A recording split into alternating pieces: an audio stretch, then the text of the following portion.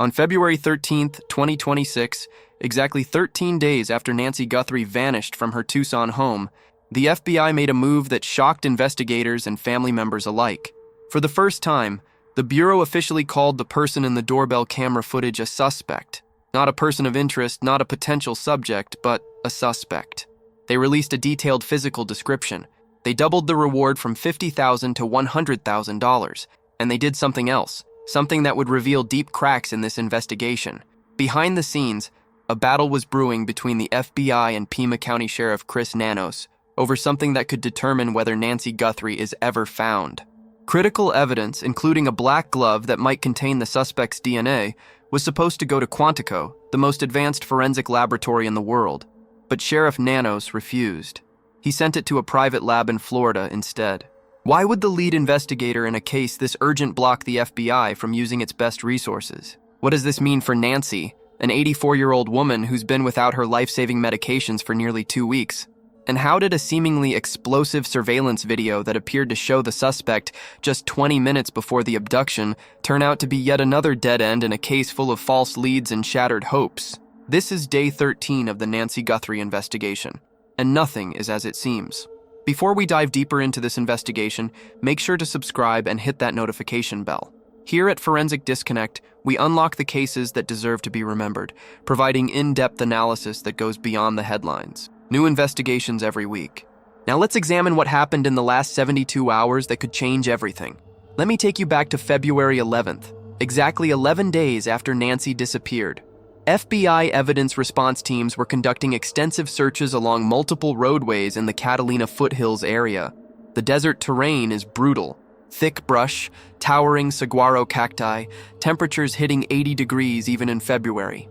Agents were walking among rocks and vegetation, searching washes and pull-offs, looking for anything the suspect might have dropped while fleeing the scene. And then, about 1.5 miles from Nancy's home, they found it. A black glove, lying on the side of a desert road, partially caught in roadside shrubbery. The New York Post photographer Andy Johnston was there when FBI agents carefully picked it up, photographed it in place, and sealed it in an evidence bag. This glove closely resembles the ones worn by the masked individual in Nancy's doorbell camera footage. Former FBI agent Michael Harrigan told the Post that this glove will be significant if Nancy Guthrie's DNA is found on it. If the suspect handled Nancy while wearing these gloves, skin cells from her body could have transferred to the interior fabric. But here's the thing. Desert conditions are harsh on evidence. Sunlight degrades DNA. Temperature fluctuations break down cellular material. The longer that glove sat in the Arizona sun, the less likely it is to yield usable genetic material, which is why time is absolutely critical when processing evidence like this. Now, you would think that a piece of evidence this important would immediately be sent to the FBI's laboratory in Quantico, Virginia. Quantico is not just any forensic lab. It's the premier crime laboratory in the United States, possibly in the world. They have technology and expertise that private labs simply cannot match. They can extract DNA from samples that other labs would consider too degraded or contaminated to process.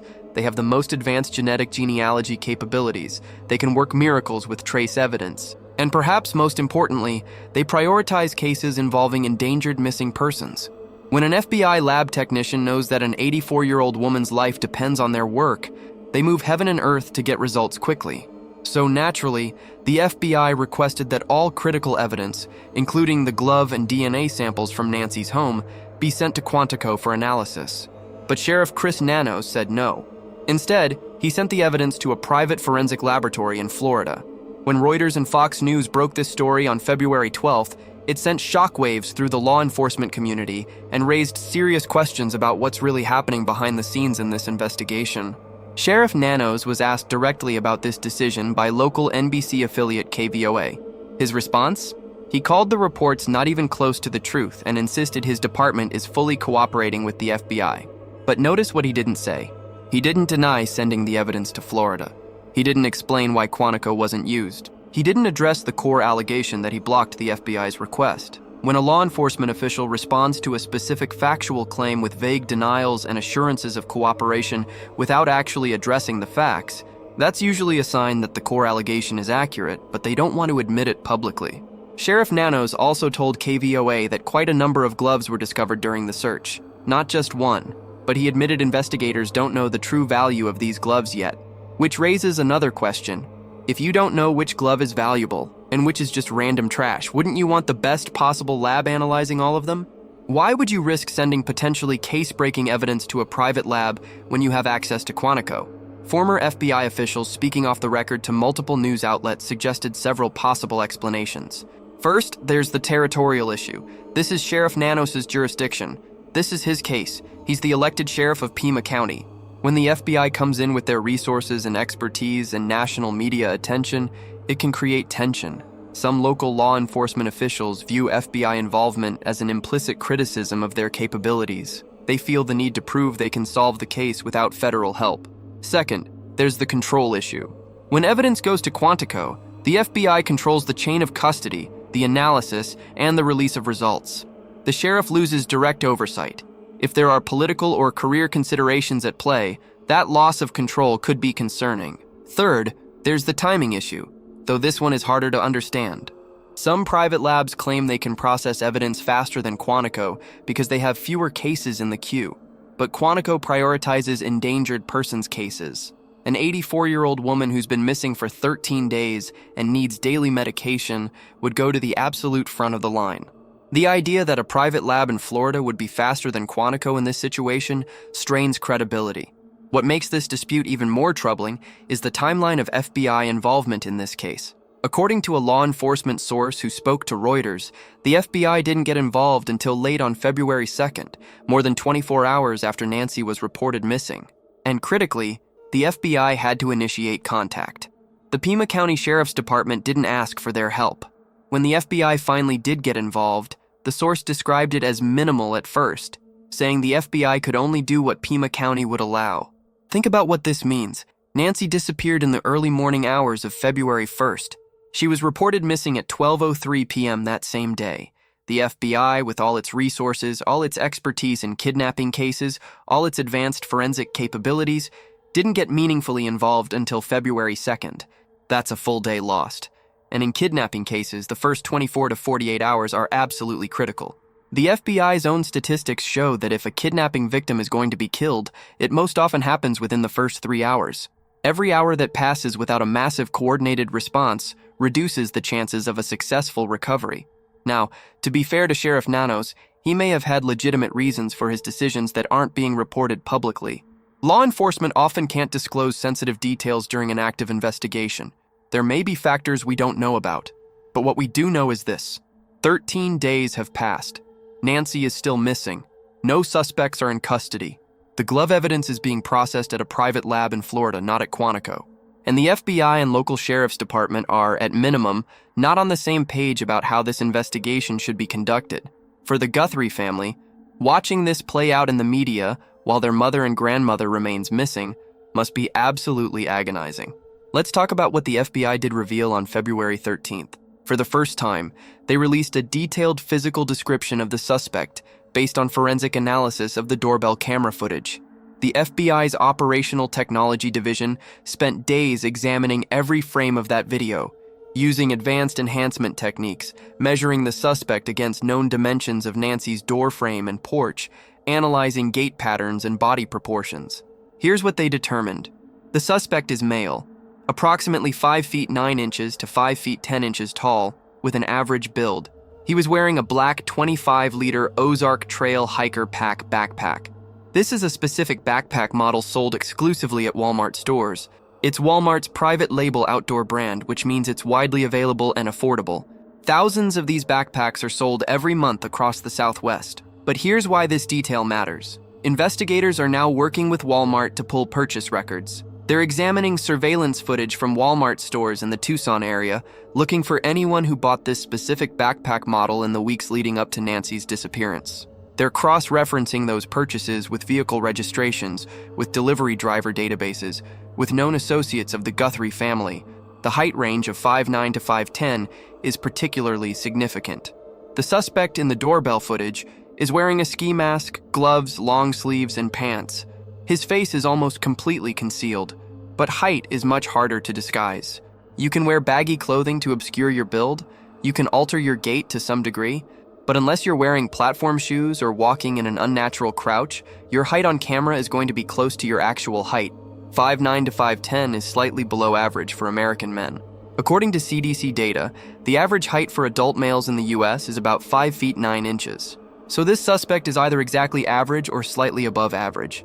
That might not sound like much, but it eliminates a significant portion of potential suspects.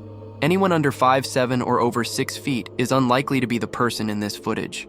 When you combine that with other characteristics visible in the video, the suspect's general build, the way he moves, the fact that he appears to have prominent facial hair visible even through the ski mask, you start to narrow the suspect pool considerably. The FBI also announced they're doubling the reward. It's now $100,000 for information leading to Nancy's location and or the arrest and conviction of anyone involved in her disappearance. This is a significant increase, and it signals two things. First, the FBI believes the case has reached a point where financial incentive could be the thing that breaks it open. Someone out there knows something. Maybe they bought a backpack for someone who matches this description. Maybe they saw a vehicle leaving the Catalina foothills area at an unusual hour. Maybe they have suspicions about a neighbor or co-worker, but haven't called it in because they're not sure. $100,000 is life-changing money for many people. Second, the increased reward suggests the FBI believes this case is solvable, but needs that one critical tip to push it over the finish line. They've received more than 13,000 tips since February 1st. The FBI said they hope the updated description will help concentrate those tips, meaning they want people to focus on this specific physical description and backpack rather than flooding the tip lines with vague suspicions. Now, let's talk about what happened on February 12th that had everyone thinking this case was about to break wide open. TMZ obtained ring camera footage from a residential property approximately 5 miles from Nancy's home. The timestamp on this video is 1:52 a.m. on February 1st, the same morning Nancy disappeared. And what the video shows is absolutely striking.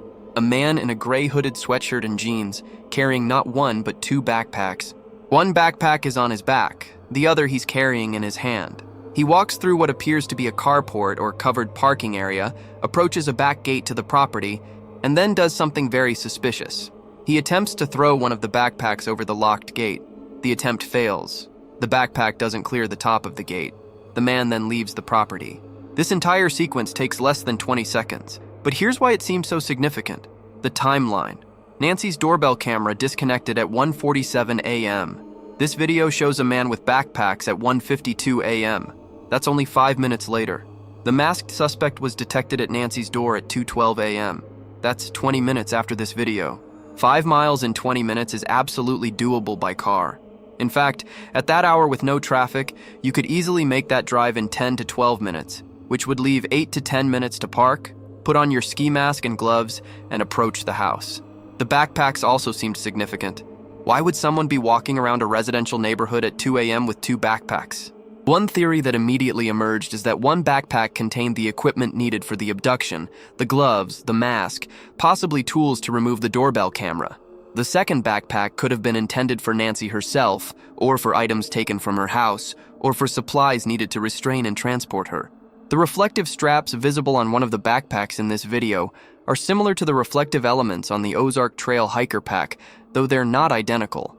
The man's general build and height appeared consistent with the FBI's description, and perhaps most suspiciously, he was clearly trespassing and attempting to access a property he had no legitimate reason to be at.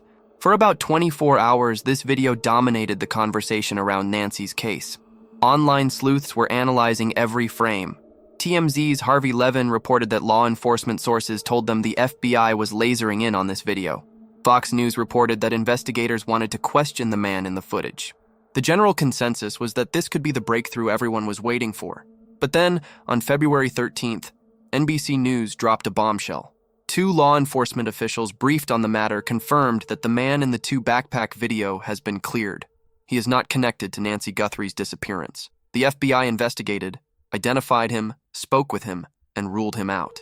Just like that, what seemed like the most promising lead in days turned out to be another dead end. So, what was this guy doing? We don't know.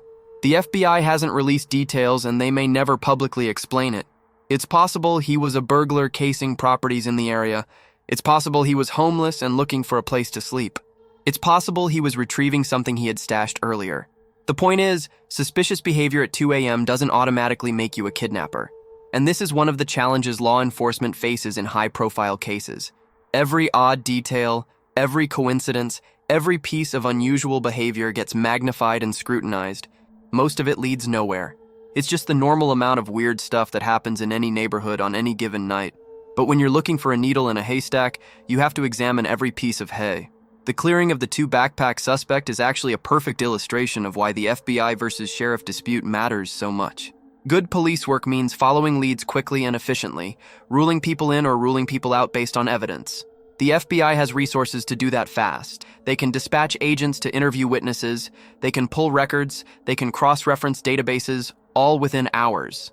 But if there's friction between agencies, if there's a lack of coordination, if territorial disputes are slowing down information sharing, then leads that could be cleared in 6 hours take 2 days.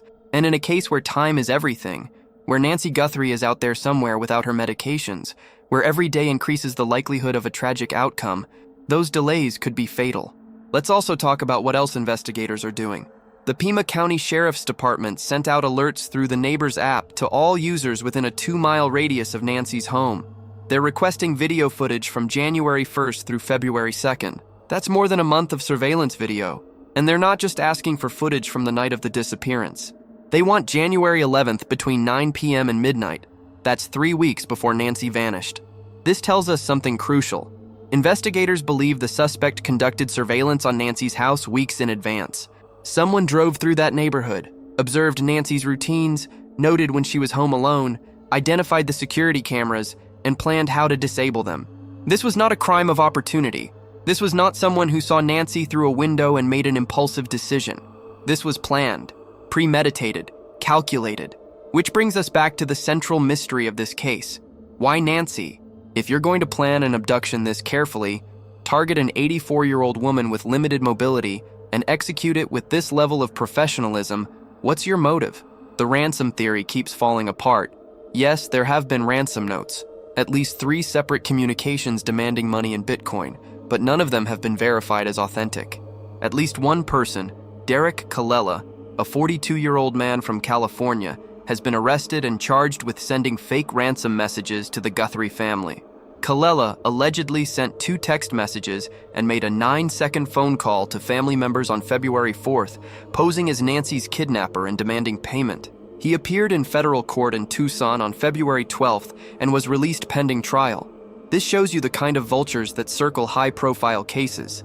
People who see an opportunity to extort a desperate family, who have no actual information about the victim's whereabouts, but are willing to cause additional trauma and confusion for a chance at a quick payout. TMZ received another note on February 11th from someone claiming to have information about Nancy's kidnapper. This person demanded 1 Bitcoin, approximately $66,000, for the name of the individual involved. They claimed they tried unsuccessfully to reach Nancy's children, Cameron and Annie. The note included a legitimate Bitcoin address, but it was different from the address in previous ransom notes.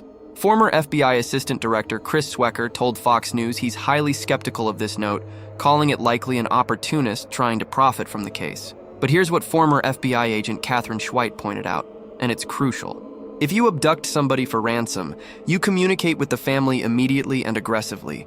You establish proof of life. You set deadlines and enforce them. You create urgency and fear to pressure the family into paying. The Wisconsin case Schweit referenced from 2003 followed that pattern. An 88-year-old grandmother was abducted. Her grandson received ransom demands almost immediately. The kidnapper actively engaged in negotiations, and the FBI was able to track him down and rescue the victim within 5 days. The Nancy Guthrie case doesn't follow that script at all. The alleged ransom notes went to media outlets, not to the family directly. The deadlines passed with no consequences and no follow-up. There's been no verified proof of life. The FBI stated publicly on February 9th that they are not aware of any continued communication between the Guthrie family and suspected kidnappers. So if this isn't really about ransom, what is it about? Some investigators have quietly suggested this could be personal. Someone with a grudge against Nancy or her family. But what could an 84-year-old retired woman have done to provoke this level of planning and violence? Nancy has lived in Tucson for more than 50 years. By all accounts, she's well-liked in her community, active in her church, close with her family. There's no evidence of any serious conflicts or disputes in her life. Some have suggested the target is actually Savannah, Nancy's daughter and a prominent television personality. Perhaps someone fixated on Savannah decided to strike at her by taking her mother. But again, if that's your motive, you would expect some kind of communication directed at Savannah. You would expect demands or messages making clear why this is happening. Instead, there's been silence. Another theory is that this is a case of mistaken identity. Perhaps the suspect intended to abduct someone else, got the wrong house, and by the time he realized his error, Nancy was already in his custody, and he didn't know what to do. This would explain the lack of ransom demands and the chaotic pattern of communications, but it doesn't explain the evidence of pre-surveillance. If you're planning to kidnap someone specific, you don't accidentally grab the wrong person. Here's what we know as of February 13th, day 13 of this investigation. Nancy Guthrie remains missing. Her exact whereabouts are unknown. There is no proof of life. No suspects are in custody. No persons of interest are being detained. The black glove found 1.5 miles from her home is being analyzed at a private laboratory in Florida, not at FBI headquarters in Quantico, Virginia. Additional gloves have been found, though investigators don't know yet if any of them are connected to the case. The suspect has been described as a male, 5'9" to 5'10", average build, carrying an Ozark Trail hiker pack backpack sold at Walmart. The FBI reward has increased to $100,000. More than 13,000 tips have been received and are being processed by trained analysts at the FBI's National Threat Operations Center. The man seen in surveillance footage at 1:52 a.m. carrying 2 backpacks has been cleared and is not connected to the case. Carlos Palazuelos, the delivery driver detained on February 10th, was released without charges after questioning and a search of his home. At least one person, Derek Colella, has been arrested for sending fake ransom messages to the family. The community has rallied around the Guthries, with yellow ribbons appearing throughout the Catalina Foothills neighborhood, flowers and notes left at Nancy's home, and local businesses supporting the search efforts. But behind all of these developments, there's a clock ticking. Nancy Guthrie is 84 years old. She requires daily medication for high blood pressure and heart issues. She has a pacemaker that needs monitoring. Sheriff Chris Nanos said explicitly that if Nancy doesn't get her medication, it could be fatal. 13 days have passed. 13 days without her pills, 13 days without medical monitoring, 13 days with limited mobility in an unknown location. If Nancy is being held somewhere, if she's injured, if she's suffering, every hour that ticks by reduces the likelihood of a positive outcome. And that's why the disputes over jurisdiction, the delays in processing evidence, the friction between the FBI and local sheriff, all of it matters so much. This isn't just bureaucratic squabbling. This is a woman's life hanging in the balance. This is Savannah Guthrie and her siblings Annie and Cameron, waiting desperately for any news about their mother. This is a community on edge, wondering if the person who did this is still out there, wondering if they're safe in their own homes. What happens next? The forensic analysis of the gloves will take approximately 5 to 7 days from the time they were submitted. So we should expect results around February 16th to 18th, assuming the lab prioritizes this case. Those results could change everything. If Nancy's DNA is on the glove, if the suspect's DNA is on the glove, if that DNA matches anyone in CODIS or other criminal databases, investigators will have their first real solid lead. If the DNA doesn't match anyone in the system, they can use genetic genealogy techniques, building family trees and working backwards to identify potential suspects. It's the same technique that solved the Golden State Killer case and dozens of other cold cases. But it takes time. Meanwhile, investigators continue to canvass the neighborhood, pulling surveillance footage, interviewing residents, searching the desert terrain for any evidence the suspect might have discarded. They're tracking down every person who purchased an Ozark Trail hiker pack from Walmart stores in southern Arizona in January. They're looking for vehicles. Specifically, reports mention a possible gray truck, though no confirmed details have been released about what that vehicle might be or why it's relevant. They're processing those 13,000 tips, eliminating false leads, following up on promising information, trying to build a comprehensive picture of what happened on the morning of February 1st. And somewhere, the person who took Nancy Guthrie is watching all of this unfold. He knows the FBI has his height, his general build, his backpack brand. He knows there's surveillance footage of him at Nancy's door. He knows there's a $100,000 reward, which means people who might have been protecting him or staying silent are now calculating whether that money is worth turning him in. He knows that every day that passes, the net tightens a little more. Forensic evidence gets processed. Databases get cross-referenced. Witnesses come forward. Unless he's extraordinarily lucky or extraordinarily skilled, the odds are strong that he will be identified. The question is whether it happens in time to save Nancy's life, or whether by the time investigators finally put all the pieces together, it will already be too late. For Savannah Guthrie, who posted on Instagram on February 12th saying, "Our lovely mom, we will never give up on her. Thank you for your prayers and hope. The waiting must be unbearable. 13 days of not knowing.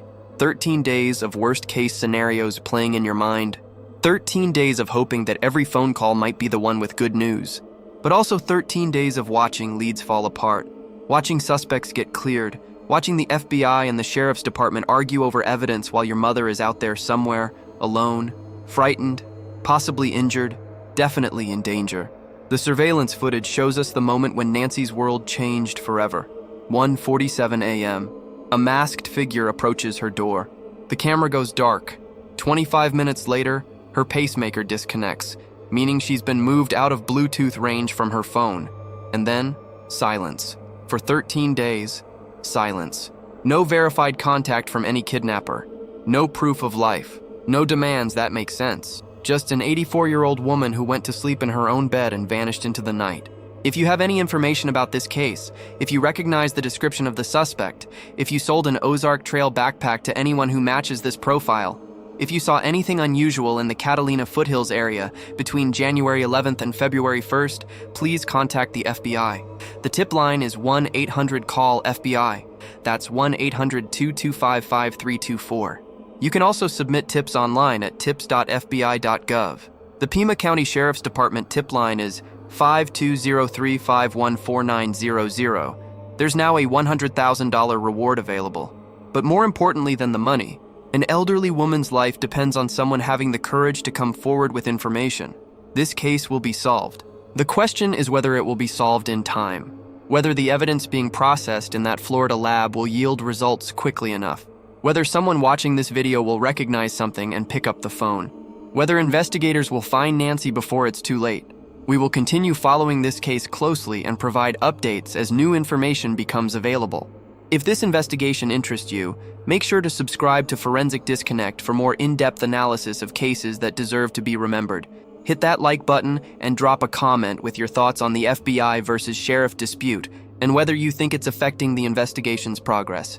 Remember, these aren't just stories. These are real people, real lives, and real mysteries that demand answers. Nancy Guthrie deserves to be found. Her family deserves to know what happened, and whoever did this deserves to be held accountable. The clock is ticking. Day 13. Let's hope day 14 brings the breakthrough this case desperately needs.